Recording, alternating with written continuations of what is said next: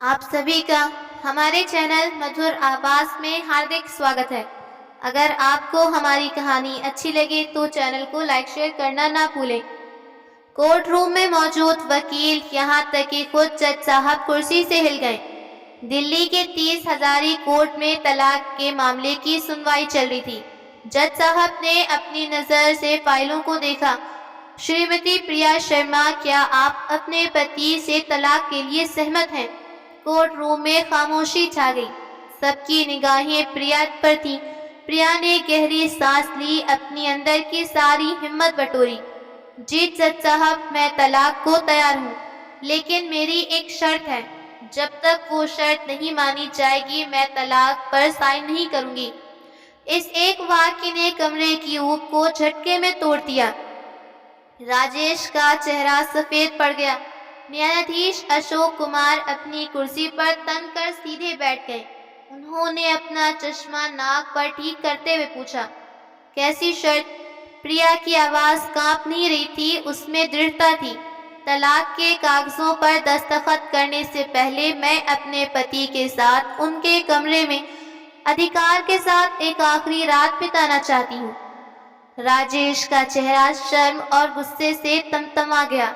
वहां खड़े लोगों के मुंह खुले के खुले रह गए। राजेश के वकील कुर्सी से लगभग उछल पड़े। ऑब्जर्वेशन माय लॉर्ड, ये क्या बेहूदगी है? ये मांग पूरी तरह से अतार्किक गैर कानूनी है। मेरी मुवक्किल की छवि खराब करने की कोशिश की जा रही है। शांत रहिए मिस्टर चड्ढा। न्यायाधीश की भारी आवाज ने उन्हें चुप करा दिया। उनकी अनुभवी आंखें प्रिया के चेहरे की पढ़ने की कोशिश कर रही थी। जज साहब ने कहा, आप जो मांग रही हैं वो असामान्य है। मैं ये जानना चाहता हूँ कि इस अजीब शर्त के पीछे की वजह क्या है। ऐसा क्या हुआ है आपके साथ? प्रिया की सिसकियां अब खुलकर बाहर आने लगी। जज साहब, वजह है मेरी 5 साल की शादी। 5 साल यानी कि 1826 दिन, और इन 5 सालों में मेरे पति ने मुझे पत्नी नहीं समझा। मैं इस घर में बहू बनकर आई थी, लेकिन एक नौकरानी बनकर रह गई। जज साहब समझ गए कि ये मामला सिर्फ एक तलाक नहीं बल्कि एक औरत के अस्तित्व और सम्मान का है। उन्होंने राजेश की तरफ देखा जिसका सिर शर्म से झुका हुआ था। फिर प्रिया बोली, जज साहब, आज से 5 साल पहले मैं 25 साल की लड़की थी जिसकी आंखों में हजारों सपने। मेरी शादी राजेश से हुई। राजेश मल्टीनेशनल कंपनी में अच्छी पोस्ट पर थे।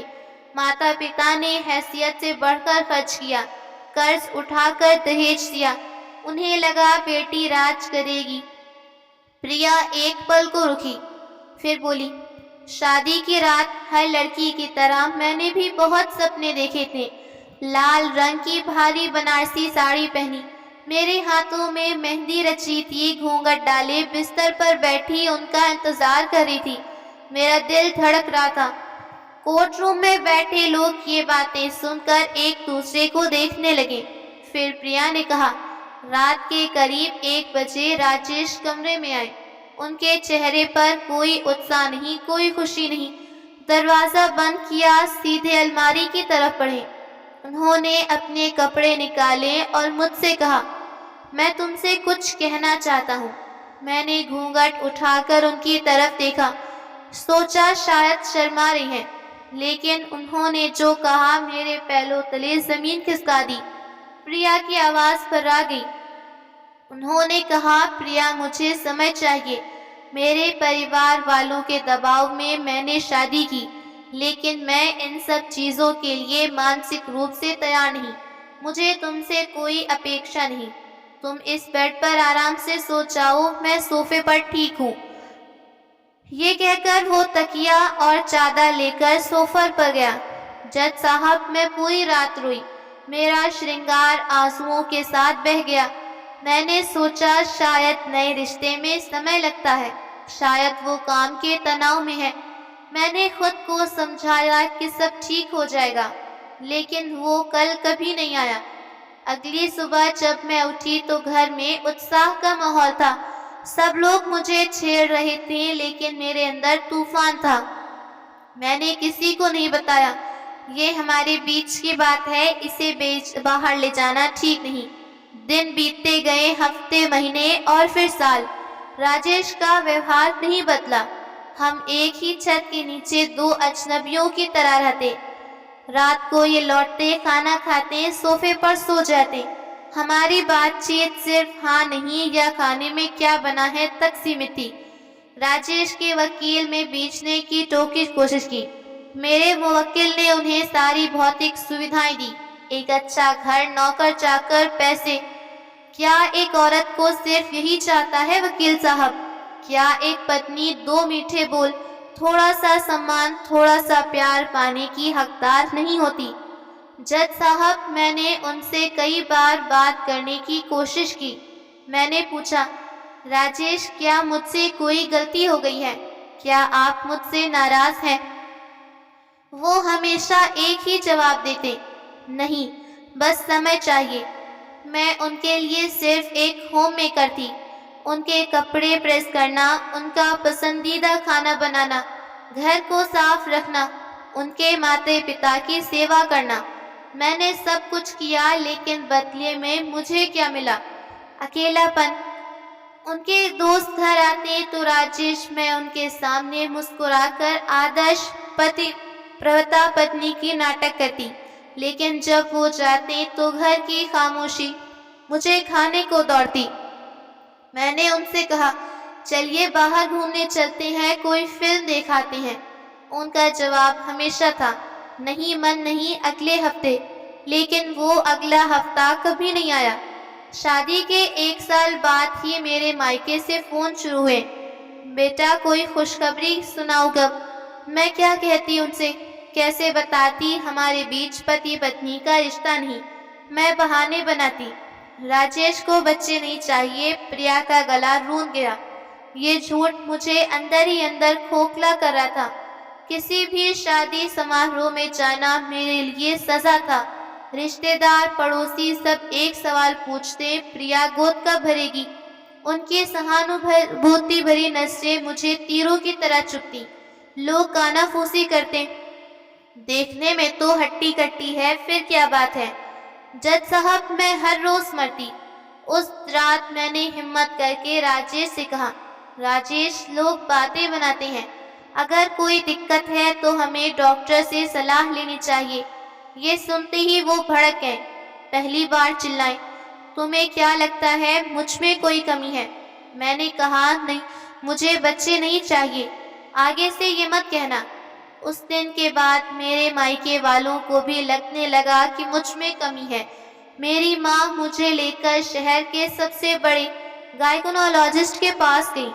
डॉक्टर ने कहा, आपकी रिपोर्ट नॉर्मल है, आप माँ बनने के काबिल हैं। उस दिन मैं खुश होने की बजाय और टूट गई, क्योंकि अब मेरे पास कोई बहाना नहीं बचा था। जज साहब, शादी के लगभग 3 साल हो चुके थे। मैं उम्मीद छोड़ चुकी थी, अपनी नियति मानकर जी रही थी। एक दिन राजेश ऑफिस से आए। उनके हाथ में गिफ्ट बॉक्स था। मेरा दिल एक पल के लिए धड़का। सोचा शायद आज कुछ बदलेगा। मेरे मन में उम्मीद जगी थी जज साहब। मुझे लगा कि शायद आज रात मुझे वो गिफ्ट देंगे। शायद वो 5 साल के ठंडे व्यवहार के लिए माफी मांगेंगे और मुझे बाहों में लेंगे। मैं भी जल्दी जल्दी तैयार होने गई। तैयार होकर बाहर आई तो हैरान थी। वो गिफ्ट उठाकर बाहर निकल रहे थे। मैंने पूछा, कहाँ जा रहे हो, किसके लिए है? ये स्वाति के लिए है, आज उसके जन्मदिन की पार्टी है, मैं बस वहीं जा रहा हूँ। मैंने पूछा, स्वाति कौन? उन्होंने कहा, मेरे ऑफिस में काम करती है, मेरी बहुत अच्छी दोस्त है। उस रात वो 2 बजे लौटे। उनके चेहरे पर अलग चमक थी जो मैंने पिछले 3 सालों में नहीं देखी। उनके कपड़ों से अनजानी परफ्यूम थी। उस दिन मेरे दिल में शक का बीज पहली बार पड़ा। मैंने छानबीन शुरू की। मैं उस वक्त कुछ और नहीं सोच पा रही थी। मैंने एक दिन उनका फ़ोन चेक किया, जो मैं कभी नहीं करती। फ़ोन में स्वाति के नाम से नंबर सेव था। उनकी चैट तस्वीरों और प्यार भरे संदेशों ने भरी पड़ी थी। I love you, miss you, ये पढ़कर मेरे हाथ कांपने लगे। जज साहब, वो सिर्फ दोस्त नहीं थे, वो जिस प्यार और अपनापन के लिए मुझे इतने सालों से तरसा रहे थे, वो किसी और पर लुटा रहे थे। मैं समझ गई कि वो रात को टहलने के बहाने कमरे से बाहर क्यों चले जाते थे। वे देर रात तक स्वाति से बात करती। जिस आदमी के लिए मैं इतने सालों से रो रही थी, वो किसी और के साथ अपनी जिंदगी के सबसे खुशी के पल बिता रहा था। उस रात मैं नहीं सो पाई। मेरे अंदर गुस्सा, दर्द, अपमान का एक लावा उबल रहा था। अगले दिन जब राजेश ऑफिस के लिए तैयार हुए, मैंने कहा, राजेश, मुझे आपसे बात करनी है। उन्होंने वही रटा रटाया जवाब दिया, प्रिया, मुझे देर हो रही है, शाम को बात करेंगे। नहीं, बात अभी होगी। स्वाति कौन है? मेरा सवाल सुनकर उनके चेहरे का रंग उड़ा। वो मेरी दोस्त है। मैंने कहा, सिर्फ दोस्त, या वो जिसकी वजह से आपने मुझे नहीं छुआ? जज साहब, उस दिन पहली बार राजेश की आंखों में डर देखा, सच के बाहर आने का डर। वो चुप हो गए। मैं चीख पड़ी, क्यों किया मेरे साथ ऐसा? अगर किसी और से प्यार करते थे तो मुझसे शादी ही क्यों की? मेरी जिंदगी क्यों बर्बाद करी? उन्होंने धीमी आवाज में कहा। मैं घर वालों को मना नहीं कर सका। वो स्वाति के लिए कभी राजी नहीं होते, क्योंकि वो दूसरी जाति की है। मैंने सोचा था कि शादी के बाद मैं तुम्हें सब बता दूंगा, लेकिन हिम्मत नहीं हुई। मैं पागलों की तरह हंसने लगी। सालों तक एक औरत को धोखे में रखने के लिए हिम्मत चाहिए होती है राजेश, उसे सच बताने के लिए नहीं। आपने सिर्फ मुझे नहीं, अपने माँ बाप को भी धोखा दिया है। मैंने पूछा, तो अब क्या आप उससे शादी करना चाहते हैं?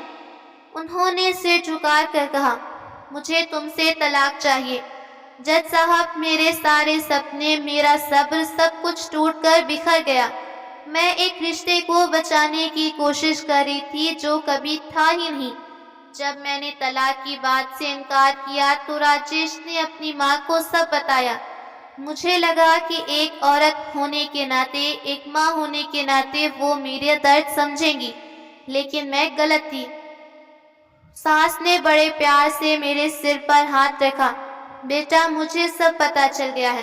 राजेश ने जो किया गलत है, लेकिन जो हो गया सो हो गया। उन्होंने कहा, देख बेटा, तू तो बेटी जैसी है। हम तेरा बुरा नहीं चाहते, लेकिन राजेश की खुशी भी देखनी है। वो स्वाति के बिना नहीं रह सकता। सच कहूँ तो वंश आगे बढ़ाना है। तुमसे तो इतने सालों में कुछ नहीं हुआ। वो जानती थी कि मुझ में नहीं, उनके बेटे में है, फिर भी वो सारा दोष मुझ पर मर रही थी। उन्होंने कहा, तू समझदार है, राजेश को तलाक दे दे, बुरे सपने की तरह भूल जा। जज साहब, उस दिन मैं समझ गई कि इस घर में मेरा कोई नहीं। ये सब लोग बेटे की गलतियों पर पर्दा डालने के लिए मेरा इस्तेमाल कर रहे थे।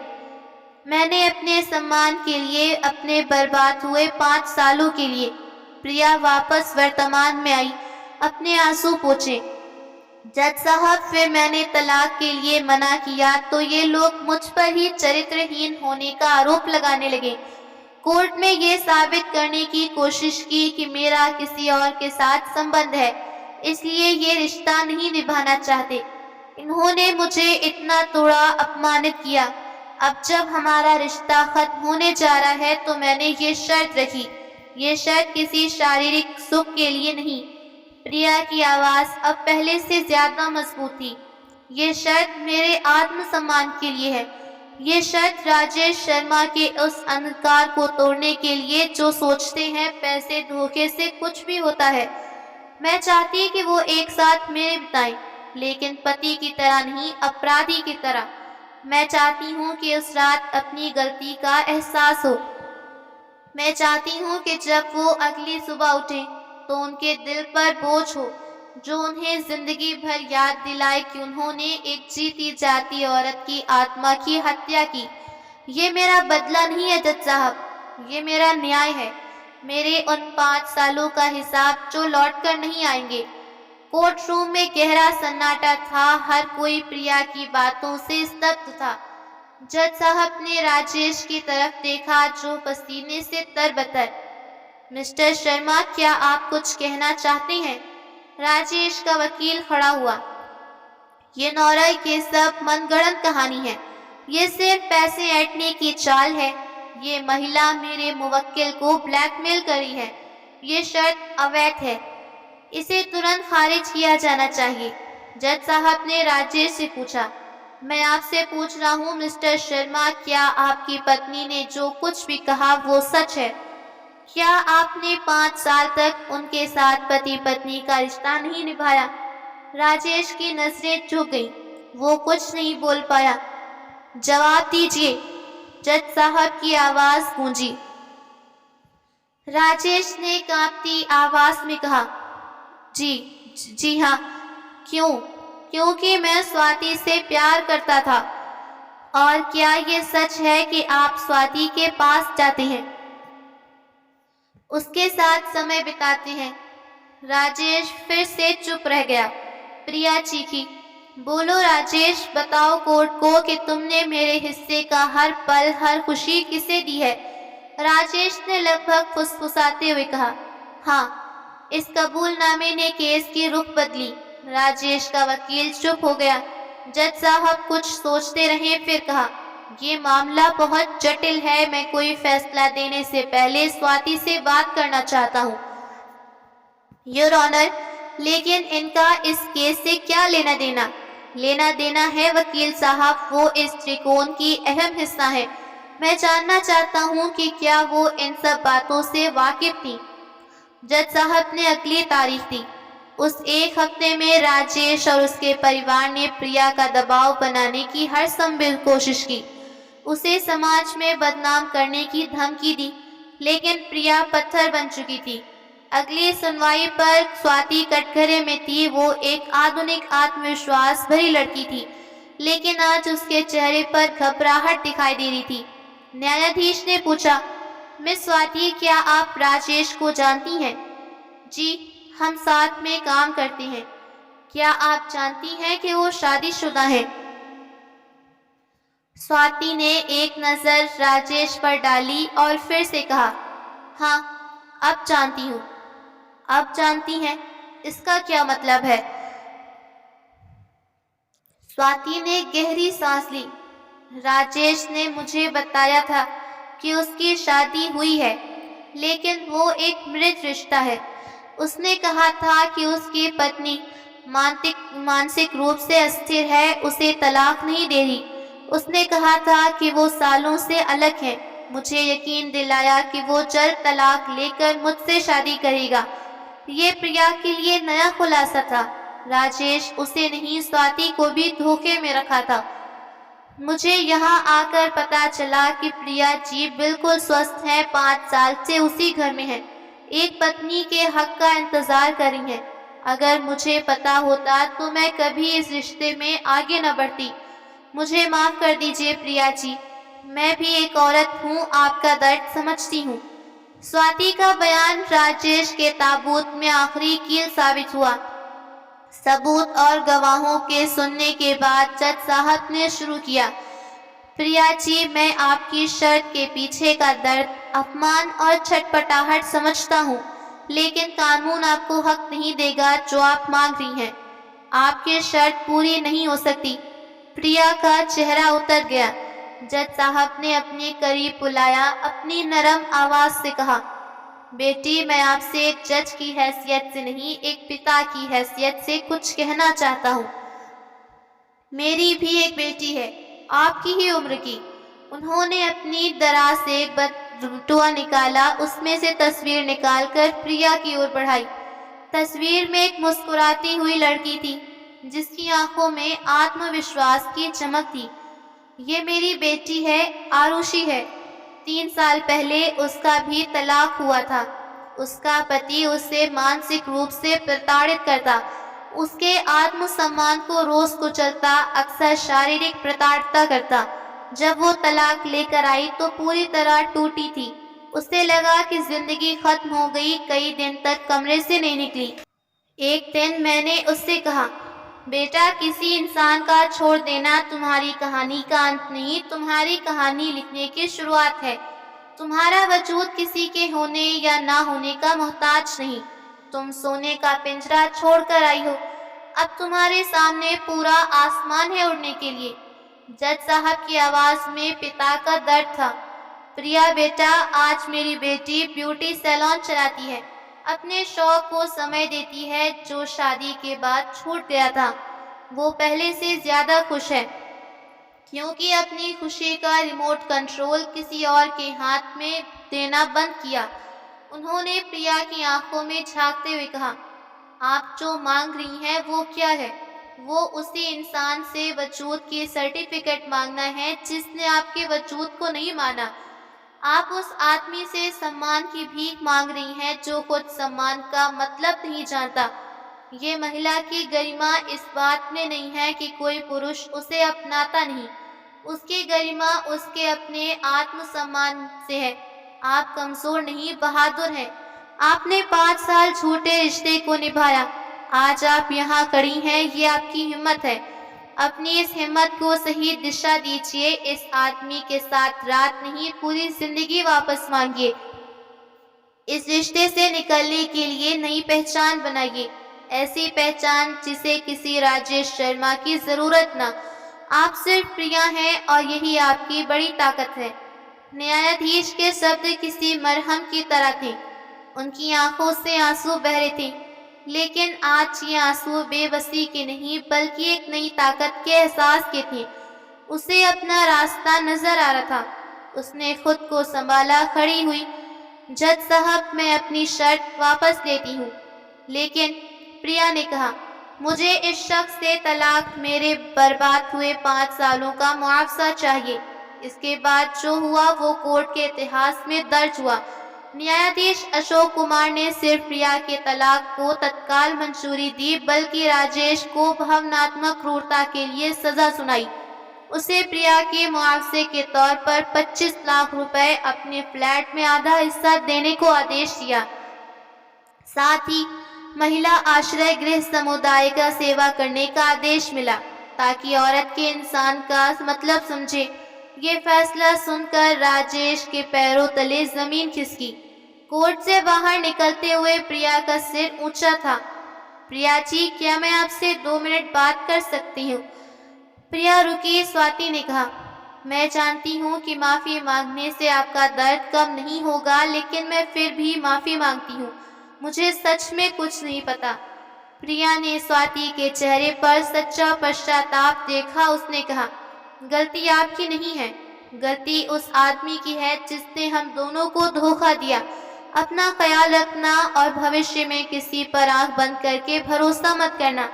ये कहकर प्रिया गई। कुछ दूर राजेश अकेला हारा हुआ था, लेकिन स्वाति उससे मिला बिना मुंह फेर कर वहां से गई। आज उसने सिर्फ एक केस नहीं, अपनी इज्जत, अपना पैसा, स्वाति का भरोसा भी खो दिया। प्रिया ने परिवार के साथ एक नई मंजिल की कदम बढ़ाए कि उसके स्वाभिमान की जीवन थी।